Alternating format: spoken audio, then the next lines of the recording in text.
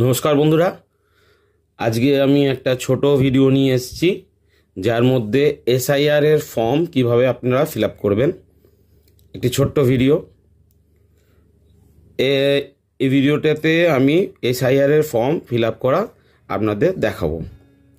ফর্মটি আপনি পারলে একটা জেরক্স করে নেবেন, একটা ফটোকপি করে রাখলে ভালো, এবং সেটা পেন্সিল দিয়ে প্রথমে ভরবেন, তারপরে পেন দিয়ে, যেমন আমি করেছি। তো পেন্সিল দিয়ে আমি ভরেছি। প্রথমে এইখানে আপনাকে একটা ছবি লাগাতে হবে, যেটা আমি ফাইনাল পেপারটাতে লাগিয়েছি। এটা একটা রিসেন্ট পাসপোর্ট সাইজ ফটো লাগাতে হবে। এখানে আপনার ডেট অফ বার্থ দিতে হবে, তারপরে আপনার আধার কার্ড নাম্বারটা দেবেন, তারপরে আপনি দেবেন আপনার মোবাইল নাম্বারটা, তারপরে আপনার বাবার নাম, বাবার এপিক নাম্বারটা হচ্ছে আপনার বাবার যে ভোটার আইডি কার্ডে যে নাম্বারটা আছে সেই নাম্বারটাই হচ্ছে এপিক নাম্বার, সেই নাম্বারটা দেবেন। তারপরে আপনার মায়ের নাম দেবেন এবং মায়ের যে এপিক নাম্বার আছে ভোটার আইডি কার্ডের নাম্বারটা সেটা দেবেন।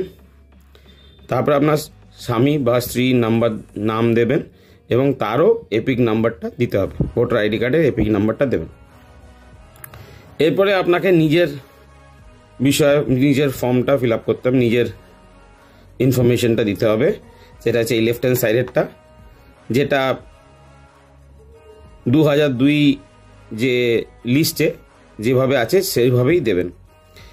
প্রথমে আপনার নাম দেবেন, তারপরে আপনার এপিক নাম্বার বা ওই ভোটার আইডি কার্ড নাম্বারটা, আপনার আত্মীয়র number or the relative name, যেটা দেখবেন ওই লিস্টে ওই পিডিএফ ফাইলটাতে আছে।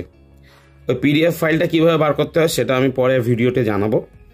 সেই পিডিএফ ফাইল দেখবেন আপনার রিলেটিভ নেমটা দেওয়া আছে, সেই রিলেটিভ নেমটা দেবেন এবং তার সঙ্গে আপনার সম্পর্ক কী সেটা দেবেন।